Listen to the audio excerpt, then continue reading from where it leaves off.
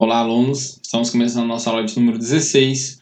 Vamos continuar falando sobre solução de problemas de computador, continuando aqui com estabelecer uma teoria de causas prováveis. Só retornando aqui para relembrar a parte 1, nós falamos aqui sobre identificar o problema. E aqui agora sobre estabelecer uma teoria de causas prováveis. Bom, estabelecer uma teoria de causas prováveis, que seria o segundo passo no processo de solução de problemas que nós vimos. Primeiramente, temos que criar uma lista das causas mais comuns de erros. Mesmo que o cliente possa pensar que há um problema grave, comece com os problemas óbvios antes de ir para diagnósticos mais complexos. Liste as causas mais fáceis ou mais óbvias primeiro, e depois as mais complexas, deixando elas sempre mais por último. Se necessário, realize pesquisas internas, logs e diários ou pesquisas externas de internet com base nos sintomas. Os passos seguintes no processo de solução de problemas envolvem testar cada possível causa. É como eu disse para vocês na última aula. Às vezes o cliente chega lá, meu computador não está ligando.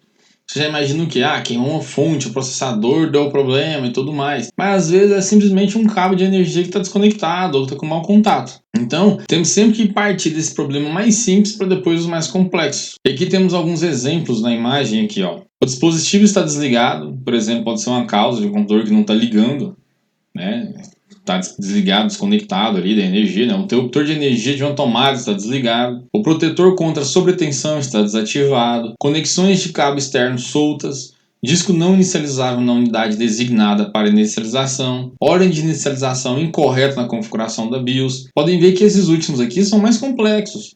Raramente isso que vai acontecer do nada. Tem que ter alguma modificação manual para esses problemas ocorrerem. Agora, por exemplo, a conexão de cabos externos soltos, às vezes a pessoa arrastou o computador ali e desconectou um cabo, ela não percebeu. Sobre testar a teoria para determinar a causa, já seria a etapa 3. Você pode determinar a causa exata testando cada teoria de causa provável, começando com a mais rápida e fácil. Aqui na figura 1, identificamos alguns passos comuns para determinar a causa do problema. Quando a teoria for confirmada, você determinará as etapas para resolver o problema. À medida que se tornar mais experiente em solução de problemas de computadores, você passará com mais rapidez pelos passos do processo. Por enquanto, pratique cada passo para entender melhor o processo de solução de problemas. O que a figura 1 traz para a gente aqui? Etapas comuns para determinar a causa. Verifique se o dispositivo está ligado. Verifique se o botão liga e desliga de uma tomada está ligado. Certifique-se que o estabilizador de extensão esteja ligado. Assegure-se de que as conexões de cabo externas estejam firmes. Certifique-se que a unidade de inicialização designada pode ser inicializada. Verifique a ordem de inicialização na configuração do BIOS. Isso tudo é coisa muito simples, pessoal. A gente fala, mas vê se o dispositivo está ligado. Sim, verificar se o dispositivo está ligado. Sim, verificar se o dispositivo está ligado, pessoal. Por mais incrível que pareça, isso é o que mais acontece de problemas aí. Se você não conseguir determinar a causa exata do problema após o teste de todas as teorias, estabeleça uma nova teoria de causa provável e a teste. Se necessário, encaminhe o problema a um técnico com mais experiência. Antes de encaminhar, documente cada teste tentado, conforme figura 2. E aqui tem uma espécie de ordem de serviço. Nome da empresa, contato, endereço da empresa, com a descrição do problema e o que você já fez. O usuário reclama que o notebook não inicializa, nenhum software foi adicionado recentemente, nenhuma alteração do sistema operacional foi feita, nenhum periférico foi adicionado. Tentativas de reparo na solução do problema, adaptador será substituído, ressegurou a bateria, deve ser resetou a bateria, alguma coisa do tipo. Então assim, quando você não consegue determinar a causa, passa para um técnico mais experiente, manda para outra assistência técnica. Não há nenhum problema em você simplesmente dizer que não consegue resolver determinado problema. Passa para frente, para quem tem mais experiência, enfim, absolutamente normal isso. Seguindo aqui para a etapa 4, que seria estabelecer um plano de ação para resolver o problema e implementar a solução. Depois de determinar a causa exata do problema, estabeleça um plano de ação para resolver o problema e implementar a solução.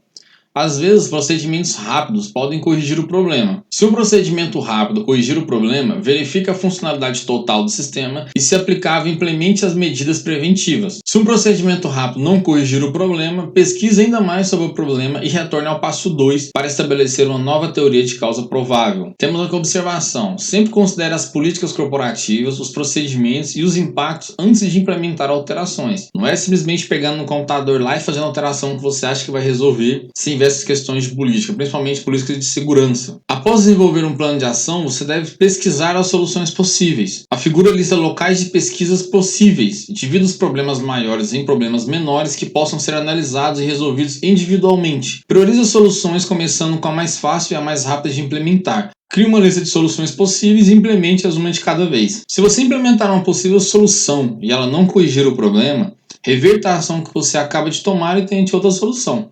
Continue com esse processo até encontrar a solução apropriada. TI é isso, pessoal. Você mexer ali com parte de manutenção, é um joguinho ali de testa e retesta. Não deu certo, tenta outra solução até você conseguir resolver ali o problema. Na figura traz pra gente aqui, ó, se nenhuma solução for obtida na etapa anterior, será necessário realizar mais pesquisas para implementar a solução. Registro de reparos na assistência técnica seria uma base de conhecimento ali de problemas já solucionados, né? Outros técnicos, site de perguntas frequentes do fabricante, sites técnicos, grupo de notícias, manuais do computador, manuais do dispositivo, fóruns online e pesquisa na internet. Obviamente, com o tempo e com a experiência, você vai diminuindo essa pesquisa externa, digamos assim. Você acaba absorvendo o conhecimento ali, não precisa fazer essa pesquisa externa.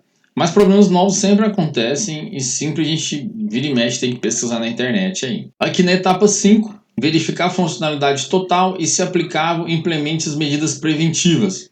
Então a gente detectou o que é o problema, estabeleceu as causas prováveis, testou a teoria ali dessas causas prováveis, implementamos as medidas corretivas e agora vamos testar a funcionalidade para ver se realmente deu certo essa aplicação corretiva que a gente fez e tentar implementar uma medida preventiva para evitar que esse problema aconteça novamente. Depois que os reparos no computador forem concluídos, continue o processo de solução de problemas examinando a funcionalidade total do sistema, implementando as medidas preventivas necessárias. Verificar a funcionalidade completa do sistema confirma que você resolveu o problema original e garante que você não tenha criado outro problema a reparar o computador. Sempre que possível, peça ao cliente que verifique a funcionalidade da solução e do sistema. É aquela, né? Meu computador ele estava fazendo tal coisa, você corrigiu e começou com outro problema. É essa parte que a gente tem que verificar isso. Pedir para o usuário, olha, testa, vê se resolveu o problema que você tinha e faz um teste geral aí, rápido no computador, para ver se o que você mais usa foi afetado com essa solução que foi implementada. Aqui na imagem traz algumas soluções possíveis que nós podemos fazer para realizar esses testes, né, de funcionalidade total. Primeiro aqui, reinicializar o computador. Aplicou ali a solução, reinicia e vê se ele vai voltar a funcionar normalmente. Certificar-se que várias aplicações funcionam corretamente. Verificar as conexões de rede de internet. Imprimir um documento de um aplicativo. Assegurar-se que todos os dispositivos conectados estejam funcionando corretamente. Certificar-se de que nenhuma mensagem de erro seja exibida. Isso é uma forma simples para a gente verificar se o computador está todo ok. Se você só corrigiu aquele problema que existia sem ter criado um novo. E aqui na etapa 6, a etapa final, seria documentar as descobertas, as ações e os resultados. Depois que os reparos no computador forem concluídos, finalize o processo de solução de problemas com o cliente. Explique verbalmente e por escrito o problema e a solução para o cliente. A figura ao lado aqui mostra as etapas a serem seguidas quando terminar um reparo. Discuta a solução implementada com o cliente. Você fala qual era o problema, o que você fez e o que teve como solução, como consequência daquela aplicação que você realizou. Confirme com o cliente se o problema foi resolvido. Forneça ao cliente todos os documentos. Documente as etapas realizadas para resolver o problema na ordem de serviço e no diário do técnico. Documente todos os componentes usados no reparo. Documente o tempo gasto para solucionar o problema. Isso aqui é muito importante porque com esses dados você consegue até mensurar o valor a ser cobrado por esse serviço, né? Todos os componentes envolvidos, o tempo gasto, né? Tudo tem que ser contabilizado ali para você ter um custo da operação. Verifique a solução com o cliente. Se o cliente estiver disponível, demonstre como a solução corrigiu o problema do computador. Peça ao cliente que teste a solução e tente reproduzir o problema. Quando o cliente puder confirmar a resolução do problema, você pode preencher a documentação de reparo na ordem de serviço e em seu diário. Inclua as seguintes informações da documentação: descrição do problema, passos para resolver o problema, componentes utilizados no reparo. Esse relatório final ele é muito importante até para você dar uma certa transparência para o cliente, né? olha, o seu problema era esse, foi efetuado tal estudo ali, descobrimos que poderia ter essas causas prováveis, testamos, aplicamos a solução e resolveu o problema. E não criamos nenhum outro problema. Isso dá uma transparência para o cliente e você ganha confiabilidade. É muito simples isso, né? Por mais que pareça muito básico, nem todo mundo segue esses passos, né? Por isso que a gente está vendo aqui, não uma forma correta, uma forma universal de ser feita, mas um passo a passo que vale a pena ser seguido e que traz bons resultados. Atividadezinha, pausa o vídeo 10 segundos, já já a gente volta. Vamos lá, temos que colocar aqui o número relacionado à etapa de solução de problemas. Vamos ler todas as etapas aqui para que vai ficar mais fácil de identificar. Testar a teoria para determinar a causa, identificar o problema, estabelecer um plano de ação para resolver o problema e implementar uma solução, estabelecer uma teoria da causa provável, documentar constatações, ações e resultados e verificar a funcionalidade total do sistema e, se aplicável, implementar achados, ações e resultados do documento de medidas preventivas. Primeiramente, aqui temos que identificar o problema. Depois de identificar o problema, temos que estabelecer uma teoria da causa provável. Depois disso, temos que testar essa teoria para determinar a causa. Depois disso, temos que estabelecer um plano de ação para resolver o problema.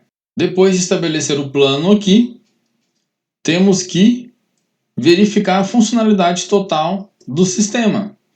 E após disso, documentar as constatações, ações e eventos. Isso aí, acertamos tudo. Pessoal, encerramos aqui nossa aula bem rapidinho, só concluindo, né, a parte 1 lá mesmo. Espero que tenham conseguido absorver o conteúdo. Por mais básico que às vezes pareça essas etapazinhas, se vocês levarem esse mercado de trabalho, pode fazer uma diferença muito grande. É isso aí. Vejo vocês na próxima aula. Valeu!